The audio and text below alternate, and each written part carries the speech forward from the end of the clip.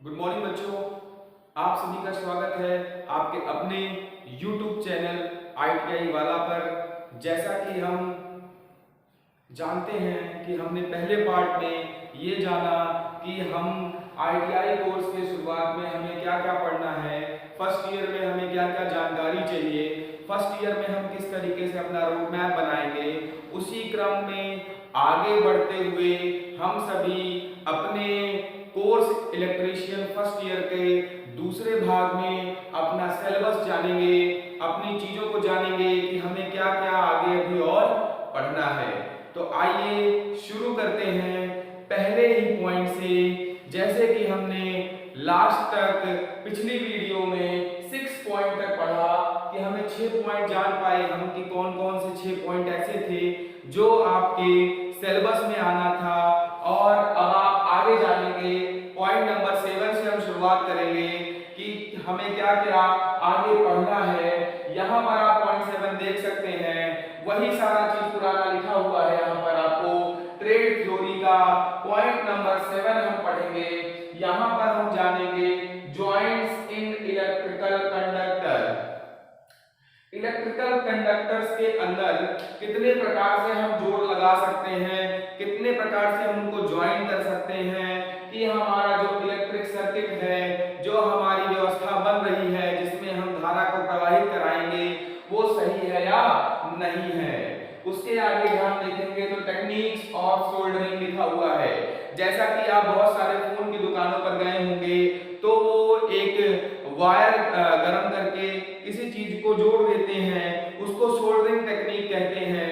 एक metallic wire रहता है सिल्वर कलर का, आपने देखा होगा, उसी का इस्तेमाल करते हुए सोल्डरिंग करते हैं। तो हम जानेंगे कि कौन सी टेक्निक्स का इस्तेमाल करके हम सोल्डरिंग को कर पाएंगे। उसके बाद हम टाइप्स ऑफ सोल्डरिंग जानेंगे कि हमारी जो सोल्डरिंग है वह कितने प्रकार की होती है। टाइप्स ऑफ सोल्डर्स जानेंगे कि कितने तरीके से हम जोड़ लगा सकते हैं। और हम उसके बाद फ्लक्स को जानेंगे, इलेक्ट्रिकल फ्लक्स को हम जान पाएंगे। इसी क्रम में आगे बढ़ते हुए पॉइंट नंबर 8 देखेंगे आप। तो यहाँ पर पॉइंट नंबर 8 है अंडरग्राउंड केबल्स। जो हम तार बिछाते हैं, वैसे भी बहुत सारी चीजें आपने देखी होगी अपने आस पास पड़ोस में कि बहुत बड़ी बड़ी मशीनें लगा करके जमीन के अंदर तार डाले जा रहे हैं। वैसे ही आप अंडरग्राउंड केबल्स का इस्तेमाल कैसे कर पाएंगे, उनका डिस्क्रिप्शन, उनको मतलब पूरे तरीके से किस तरीके से पढ़ेंगे, उनके प्रकार, उनके तरह वेरियस जॉइंट्स किस तरीके से आप वहां भी जोड़ लगाएंगे, उनका टेस्टिंग प्रोसीजर किस तरीके से आप उसका टेस्ट करेंगे कि हमने जो चीज काम किया है वह सही है या गलत। फिर केबल इंसुलेशन जानेंगे कि केबल का इंसुलेशन कैसे करेंगे हम ताकि वो जो धारा उसमें प्रवाहित हो रही है वो बाहर ना आए। इसी क्रम में आगे बढ़ते हुए आगे जाएंगे तो वोल्टेज ग्रेड्स जानेंगे हम कि कितने वोल्टेज पे हम चीजों को आगे बढ़ा सकते हैं। उसके बाद हम उसके precautions in using various types of cables, हम उसके ये जानेंगे कि हम क्या इस्तेमाल में सावधानियां बरतें। एक केबल के इस्तेमाल को करते वक्त हम कौन कौन सी सावधानियां बरतेंगे, हम इसे भी जानेंगे। आगे बढ़ते हुए इसी क्रम में पॉइंट नंबर 9 जो कि ओम्स लॉ लिखा हुआ है। बहुत सारे बच्चे इसको क्लास 10th में जो कि साइंस लिए होंगे वो पढ़ चुके हैं। ओम्स लॉ का जो सिंपल इलेक्ट्रिकल सर्किट पे बेस्ड होता है वो जानेंगे। उसके समस्याओं के बारे में जानेंगे कि ओम्स लॉ समस्याओं का निदान कैसे करता है। उसी क्रम में आगे बढ़ते हुए जो बच्चे क्लास 12th में फिजिक्स पढ़े होंगे तो उन्होंने वहां पर जरूर पढ़ा होगा किरचॉफ लॉ। उन्होंने 2 नियम दे रखे थे, एक जंक्शन रूल, एक लूप रूल। हम उसको भी यहाँ पर पढ़ेंगे और उनका एप्लीकेशन जानेंगे कि हम उसे कहाँ इस्तेमाल कर सकते हैं। इसी क्रम में आगे बढ़ते हुए ओपन एंड शॉर्ट सर्किट पढ़ेंगे कि खुली हुई सर्किट या फिर शॉर्ट सर्किट में किस तरह की व्यवस्था होती है, सीरीज कॉम्बिनेशन में और पैरेलल कॉम्बिनेशन में भी। सीरीज कॉम्बिनेशन मतलब श्रेणी क्रम में और पैरेलल कॉम्बिनेशन मतलब समानांतर क्रम में भी जानेंगे हम इन चीजों को। इसके बाद आगे बढ़ते हुए पॉइंट नंबर 10 की तरफ चलते हैं। यहाँ आप देख रहे होंगे laws of resistance and various types of resistor.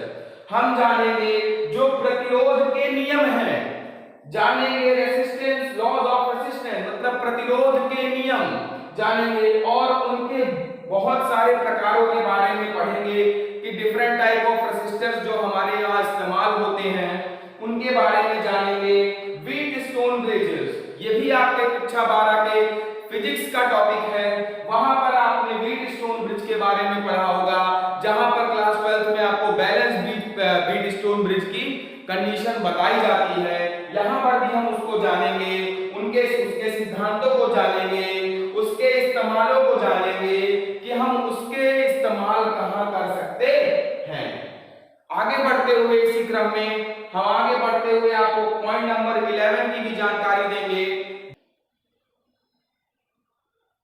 इसी क्रम में आगे बढ़ते हुए पॉइंट नंबर 11 की तरफ हम चलेंगे और यहाँ देखेंगे कि हमें और आगे क्या पढ़ना है। Effect of variation of temperature on resistance, प्रतिरोध के ऊपर जो आपका तापमान है उसके प्रभाव के बारे में जानेंगे। प्रतिरोध के ऊपर जो तापमान का प्रभाव होता है उसके बारे में जानेंगे। Different method of measuring the values of resistance जानेंगे। प्रतिरोध को नापने में अलग अलग तरीके जानेंगे। Series and parallel combination of resistors जानेंगे। रेजिस्टर्स का श्रेणी और समानांतर क्रम में जोड़ना सीखेंगे। आगे बढ़ते हुए पॉइंट नंबर 12 पे जाएंगे। मैग्नेटिक टर्म्स समझेंगे कि चुंबकीय टर्म्स कौन कौन से हैं, उसके बाद चुंबकीय पदार्थ कौन कौन से हैं, उसके बाद उनकी क्या क्या प्रॉपर्टीज हैं, उनकी विशेषताएं क्या हैं, मैग्नेट्स की, चुंबक की प्रिंसिपल जानेंगे, उनके सिद्धांत जानेंगे एंड लॉज ऑफ इलेक्ट्रोमैग्नेटिज्म जानेंगे और इलेक्ट्रोमैग्नेटिज्म का लॉ जानेंगे, उनके नियम जानेंगे। ईएमएफ जानेंगे, ईएमएफ के बारे में भी आप क्लास 12 में पढ़े होंगे। इलेक्ट्रोमैग्नेटिज्म भी एक चैप्टर है जिसको आपने पढ़ रखा होगा अगर आप क्लास 12 में साइंस ले रखे होंगे, फिजिक्स ले रखे होंगे तो फिजिक्स में ये सारी चीजें आपको पढ़ाई जाती हैं। उसके बाद पॉइंट नंबर 13 पे जाएंगे, पॉइंट नंबर 13 पे इलेक्ट्रोस्टैटिक्स। इलेक्ट्रोस्टैटिक्स भी क्लास 12 में पढ़ रखा है आपने। इलेक्ट्रोस्टैटिक्स में हम क्या क्या जानेंगे, कैपेसिटर के बारे में जानेंगे। जैसे आप कहते हैं ना कि पंखों में कंडेंसर लगा होता है, वही चीज हम यहाँ पर पढ़ेंगे, ठीक है ना। Condenser is also a type of capacitor, वो भी एक प्रकार है कैपेसिटर का। उसके प्रकार जानेंगे, उसका फंक्शन जानेंगे, उसका काम क्या है वो जानेंगे, उसकी ग्रुपिंग जानेंगे, किस तरीके से हम उसको लगा सकते हैं और उसके इस्तेमाल के बारे में जानेंगे। तो पहली यूनिट में आपने इतने सारी चीज 13 पॉइंट आपने जाने जिसे आपने अभी पढ़ना है। हम एक एक करके सभी पॉइंट का लेक्चर वीडियो बाय वीडियो लगातार प्रतिदिन आपको डालते जाएंगे। आपका काम है कि आप उसको पढ़ें, जो नहीं समझ आ रहा है उसको कमेंट के माध्यम से पूछें, मैं उसको दोबारा आपके इसी बोर्ड पर बता दूंगा। साथ ही साथ अगर आप हमारे YouTube चैनल पर नए हैं तो हमारे YouTube चैनल को शेयर करें, सब्सक्राइब करें, लाइक करें, कमेंट करना ना भूलें। कमेंट से ही हमें प्रोत्साहन मिलता है और अच्छा कंटेंट बनाने का और अच्छा आपको पढ़ाने का। तो इन चीजों का ध्यान रखते हुए आगे बढ़ें, पढ़ते रहें। नमस्कार।